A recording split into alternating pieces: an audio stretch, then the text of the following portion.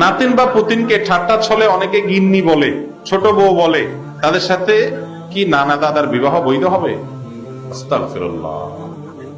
নানা বা দাদা তারা নাতি বা পত্নীর সাথে বিবাহ কখনো বৈধ নয়, হারাম।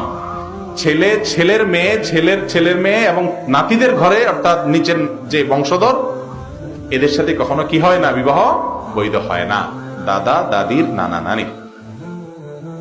আর এই যে দুষ্টামি করা হয়, গিন্নি ছোট বউ এটা সেটা, আমাদের দেশে মনে করা হয় দাদা নানা হলে কিছু বদমাইশি কথা বলতে পারে নাতিদের সাথে, এরকম একটা রাইট আছে, এরকম মনে করে না?